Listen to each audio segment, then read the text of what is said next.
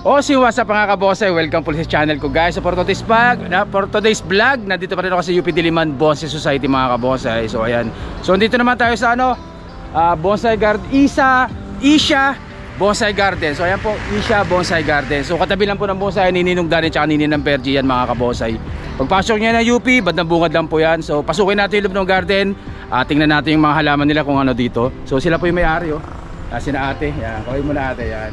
Tsaka sila po yung tapat na po ng tindahan niya ni ate. Hello. Tsaka tapat ng bahay ni ate. So dito lang po yan. Pasukin natin dito kung ano makikita natin dito. Pero nasa front, syempre yung Yang Batangas sa paborito natin. Ayan. Yang Batangas. So for sale yan For sale. Ito lahat po ng makikita nyo dito for sale. Yung sili hindi na po yan kasi sa akin na po yan. Binigay nila sa akin yan. Sa akin na yung sili na yan. Siling demonyo daw yan. Siling demonyo nga. Kulo-kulo po to. Ano. Yan, so Yang Batangas po, Yang Batangas. Yan. Meron diyang tawag dito, yung nakabed na yan, nakaliterati na water jasmine. Yan. Ang tawag dito, aguho. Yan, literati rin na aguho. Mukhang mahilig si Sir sa sa literati napakaganda yan. So lahat yan for sale mga kabonsay May tugas. Yan, may tugas. So small na tugas, so ganyan kalaki. Ayun.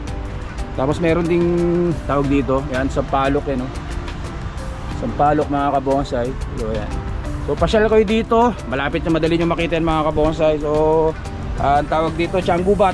Yan, Tianggubat. Isa-isa lang natin yung presyo. Sa sunod na lang. Sunod na vlog natin may price na to. Yan. Tugas ulit. So yan po. Mga small. May si Sir sa mga small Yan. May mga, syempre may mga santan. Yung paborito ng marami yan. Flowering. Santan po yan guys. Argao Taiwan, tsaka mga bluebell. Yan, may bluebell din. Yan. Taiwan, santan, ayan po. So meron ditong kakaiba tinanim niya dito sa drip food. Nakatanim sa drip food. Tawag dito Tianggubat. Yan, Tianggubat po yung mga kabonsay. Medyo kakaiba to, maganda to. Mga maliliit na tugas. Tugas po ulit. Ayan sa mga mahilig sa tugas, marami dito, pasyal kayo dito, tingnan nyo, babisitahin yung mga kabonsay. Aguho. Yan, aguho, ganda nito. Parang upright. Parang mga pine tree. So aguho yan guys, kapamilya ng pine tree yan. So meron din sa mga bato mga literati na forma. Meron din sa bato, bonsai on rock, yan. Tugas. So ito yung nakalimutan ko ng pangalan nito. Namumulaklak to ng maganda. Tianggubat po. Tianggubat. Meron din po Tianggubat dyan guys. Yan. Tianggubat sa bato. Naka-limestone po. Naka-limestone, naka-penjing. Pudo carpus. Yan. Yung pudo carpus, napakaganda niya So paborito ng marami na ipakapit sa bato, Picus Texas po. So ayan po, may Picus Texas dyan. Naka-penjing din. Picus Texas na naka-penjing. Bluebell. Ganda nitong bluebell na to. So ganyan kalaki guys yung trunk nya. Matuwa. Bluebell. Naka-limestone po. Naka-limestone. Naka-penjing. Sa likod may mga literati dyan si Sir. Naka-weeping na. Literati na. Naka-weeping pa. Bluebell po yan. Bluebell. Tsaka tawag dito kulasi. Literati na kulasi. So yan po. Grabing balubaluktot ang puno niyan guys. Kulasi na literati. So sa kabila bluebell din po yung nasa likod na yan. Bluebell on rock. Yan, nakatanim mismo sa pikang sa limestone siya nakatanim. Meron din po ditong kalyos. Laki ng kalyos na kalyos. Meron din si Sir na yung avatar na style. So ayan kakaiba tingnan niyo po yung mga kabonsay ayan Tapos meron nito, ginawa nila ng pinakang stand niya. Tapos nakatanim sa limestone. So kamuning bilog. Kamuning bilog nakatanim sa limestone. Para naka-avatar siya ng forma. So yan tawag ng iba diyan mga avatar. Ayan po. Kamuning bilog. Saka itong ito literati literati na naka-weeping pa. Ayan na bluebell po yan mga kabonsai. So ganda nito so mahilig sa ganyang forma, so pasyal po kayo dito sa Isha Bonsai Garden dito sa UP Diliman Bonsai Society mga kabonsai. So katabi lang po yan ng bonsai ni Ninong Danny tsaka ni Ninang Bertie. So maraming bluebell si Sir dito ito may bluebell pa dito. Mahilig si Sir sa matinik ang bluebell. Yung bluebell na to yung yung native talaga natin na bluebell. So kung gusto niyo naman ng kamuning bilog na malaki, ang laki nitong isa na to. So kanyang kataba mga kabonsai, upright na kamuning bilog. Napakaganda rin ang pagkadiyari nito. Ganda rin, lalaki na ng sanga. Napakalalaki na ng sanga niyan guys. Kamuning bilog. So materyales na bantolinaw. Yan bantolinaw na materyales. Bantolinaw. Mayang kalaki. Kung yan guys, nasa batya nakatanim. So meron ulit dito na ginawa si Sir na nakatanim sa ganyan stand. So ayan, Bantige on rock.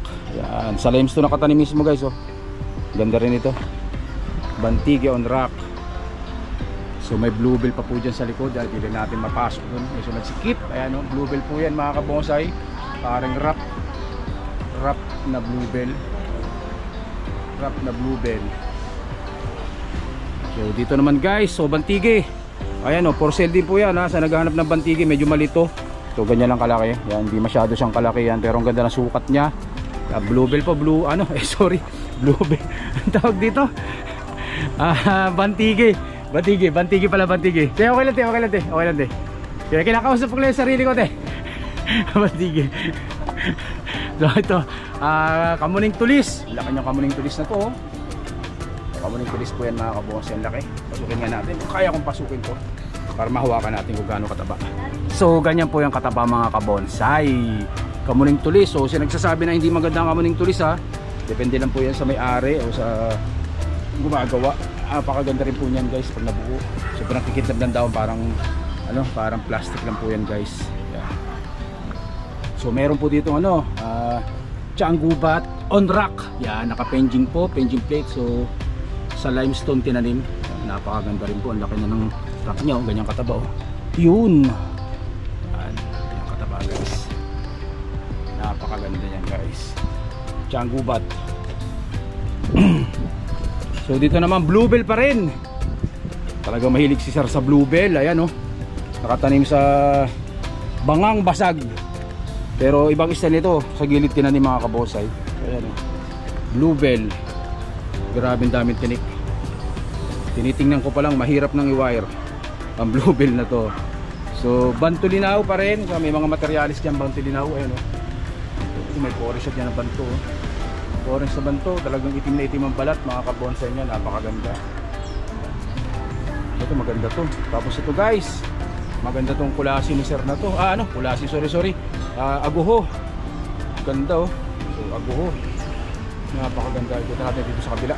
So sa kabila natin tingnan niyo. Yun, dito pala magandang kitang-kita yung mga sanga. So ayan guys, yung mga sanga niyan lalaki na. So ganyan katataba Ang ganda rin ng aguho. Meron pa rito. Ay, grabe yung sanga nito, lalaki na So aguho ulit mga kabonsai. So ganyang kataba yung trunk niya. Ang lalaki na ng sanga. Itong first branch niya, taba. So aguho yan, for sale din po yan lahat. For sale po yung mga kabonsai, for sale yan. Ito mga to, hindi ko alam kung to. Parang Japanese black pine ba to o hindi ko alam kung anong tawag dito. Mga maliliit. Tapos meron pang parang juniper. Juniper ata to, juniper. Yan. Tapos bantige, cute na bantige na to, kakaiba. Yan. Cute na bantige.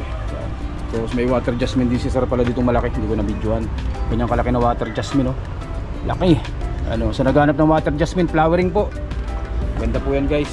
Tapos may sampalok dyan sampalok na tawag dito, materials. Yan.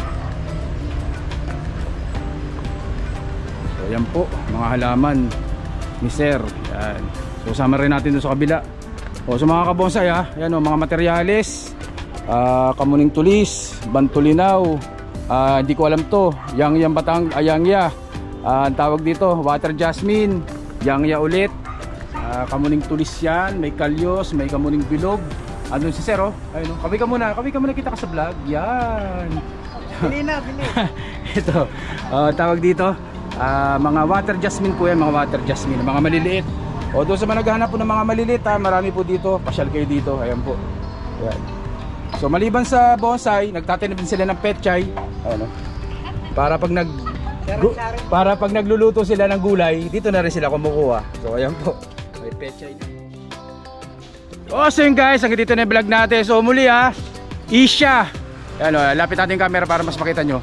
Isha Bonsai Garden. So dito pa rin po yan sa UP Diliman Bonsai Society. Pasyal kayo dito.